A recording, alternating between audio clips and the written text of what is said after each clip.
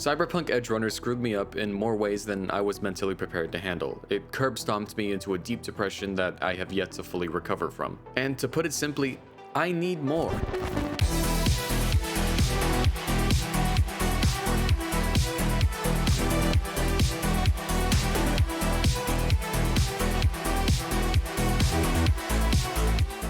Based on the not initially critically acclaimed video game Cyberpunk 2077, Edgerunners takes place within the same universe. And this isn't just some silly little spin-off. No, this story is canon, as you can find different Easter eggs from the show littered throughout the game, like a drink that was named after the protagonist, and memorials of the slain characters at a local cemetery, because the developers of this game only wish to hurt us, me specifically. This show was made as a collaboration between two big dick players in their respective industries, CD Projekt Red and Studio Trigger. It follows the story of David Martinez, a young boy who drops out of school after the death of his mother to pursue his big dreams of being a criminal, or as they're called in Night City, Edgerunners. Equipped with a Sendevistan, a surgically inserted cyber enhancement that allows him to temporarily pause time, David carves a name for himself alongside his newfound comrades. This is probably a good time to mention that this video is going to be riddled with spoilers, so if you're thinking of checking out the show for yourself, go ahead and watch it. It's only 10 episodes. I was able to finish it in a day, and I'm such a procrastinator that I can't even finish my sentence. If I can do it, so can you. But hey, if you don't care about spoilers, then watch me drama dump. The first base that I'd like to touch upon when discussing this series is the animation.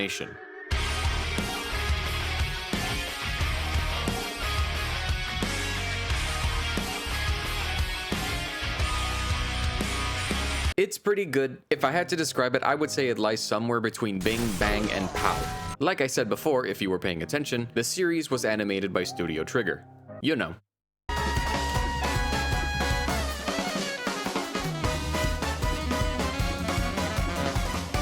Now then, be a good boy and drop your draw. That's Studio Trigger. Whoever decided to contact these guys to create this shit needs to be given more hookers and cocaine, because I genuinely cannot envision any other production company doing this show the kind of justice that Trigger did. I've personally always been a huge fan of their work. My favorite mecha and top 5 anime period, Tengen Toppa Gurren Lagann, was animated by a huge chunk of their staff before they broke off from Gainax. Now tell me, my little observant woodland critter, have you noticed anything in common between some of their works? They all look like how colors taste. Edgerunners animation is among the most orgasmic that Studio Trigger has ever produced. The out-of-pocket, heavily stylized, and overly exaggerated art that these crazy assholes are known for lends itself seamlessly with the already batshit insane, sex-crazed, hyper-violent world of cyberpunk. Vivid colors bursting through the screen and melting your eyes, unorthodox camera angles that'll have you watching upside down, the in-your-face ballistic action sequences that'll make you pause the episode, take a step back and say, "What the fuck am I looking at?" Even the CGI looks good. How?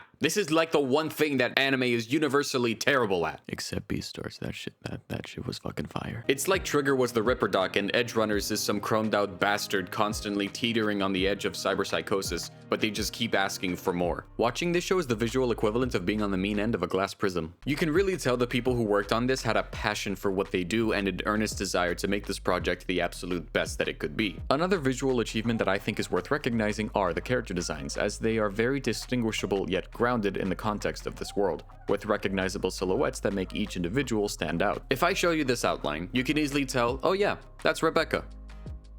And if I were to show you this one, you would obviously be able to identify it as Monopoly, but the Fortnite one. I'm sure we're all familiar with the saying, looks can be deceiving, and it's what's on the inside that counts. Fuck that noise, because Cyberpunk is more than just a shiny piece of high-shelf chrome. It has something that so many shows, movies, and people unfortunately lack in today's world, and that is personality. Edgerunners oozes this shit, man. The way the characters speak, their dialogue, their mannerisms, the details of the world around them, all of it is just so full of life. I know for a fact I would never want to live in a place like this. Mega corporations ruling the world and advertisements shamelessly plastered on every piece of free space that wait a minute. I'd rather be transported to Kiki's delivery service, where everything is just vibes. But this show makes me want to go to Night City and just start blasting people. Now let's talk writing, because Trigger usually fumbles the bag in this department. Usually when a video game adaptation is being made, it's very important to remain as faithful to the source material as possible. Play by the rules of the game, essentially. You'd think that would be standard procedure, but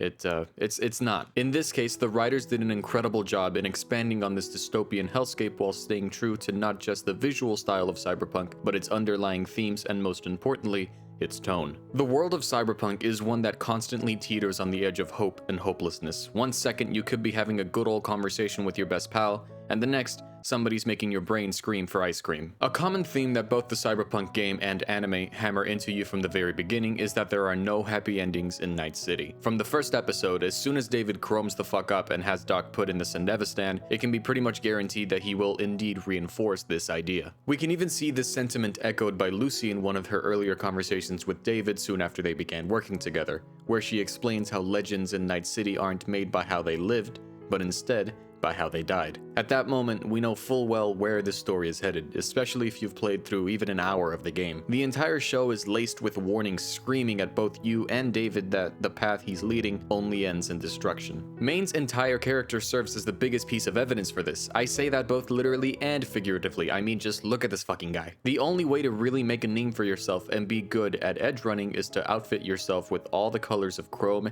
and cybernetic enhancements that will inevitably chip away at your own humanity, making you more and more susceptible to cyberpsychosis. Imagine that. The only way to be good at what you do is to live on the edge of insanity. God, I love thematic consistency. It's my favorite gender. We all saw how things ended up for Maine, who flew too close to the sun and paid the ultimate price. Unfortunately, David didn't really learn anything from this. Despite the soul-crushingly cynical essence that permeates this city, the boy takes it by its balls and says, "Nah, I'm built different." You think I'm joking? I'm not. He really did say it. I'm built different. I just know it. And the fact that they snuck that little line in there without making it the cringiest thing ever, that already speaks volumes about the writing. Unfortunately, being built different won't get you far in a world that simply doesn't care. Time and time again, Night City breaks the spirits of its citizens until there's hardly anything left. David's mother literally died right in front of him after being involved in an accident at the hands of a gang that had nothing to do with them. They were merely collateral. Trauma Team didn't even take care of them on account of the fact that they didn't have insurance, and in a way, was another form of rejection by the world that they live in. After her death, David isn't even given a moment to properly grieve. He immediately has to worry about bills, how he's going to pay for school, among other issues that the city refuses to slow down for him to face. This was actually a huge criticism of mine on my first watch through. Everything just seemed to happen so fast, but now I realize that was the point. Never once is the brutality and unforgiving essence of cyberpunk lost while watching this show. It's like the writers were all in a single room in front of a big whiteboard with the word pain written in big red marker. Yet, it has a strange way of making you believe you could do anything. Almost as if it encourages you to defy whatever circumstances you find yourself in and keep pushing forward. After all, David did make it to the top of Arasaka Tower in the end. He was able to save Lucy from this life of crime. In his own way, David won. One of my only complaints about this series is that I want more, and I mean that in both the I want to see more of the main cast and the some things still felt a little rushed kind of way. As fun and bombastic as the action sequences are, there are quiet moments that are just as powerful, punctuated by impeccable music choice that make these scenes incredibly memorable, even though it's just the characters talking. I really wish we could have seen more of this. I also would have really liked to see more of David's mother's character before she was killed. I understand the narrative importance of doing it in the first episode and to hook the audience and stuff, but I wish they could have expanded on her and given me more reasons to care about her. I also wish that we could have been given more time to properly build up towards the end of the series, as there are some moments where you can really tell the writers wanted to do and show a lot more, but were unable to due to the 10-episode runtime. A show like this deserves at the very least around 15 episodes, but that doesn't make what we got any less special. Cyberpunk Edgerunners and David are very similar in how they came out of fucking nowhere and they left their mark. I mean, this is just another in a sea of video essays that exist on YouTube talking about this exact show, but I wanted to put my thoughts out there to see if it would help me cope with the utter depression that was the ending. Despite going to the moon having been Lucy's dream since before she even met David, by the time she finally got there, she realized that it wasn't at all what she wanted. She didn't want some commercialized bastardization of the moon. She wanted what she thought was freedom from the Arasaka ghosts that had never once stopped haunting her. David was her freedom. At the end of the day, all she wanted was David, and Lucy was the only thing that kept him lucid up until the very end. She was his last form of medication. Or we can just talk about the real ending, where Trauma Team showed up and saved everybody and they lived happily ever after.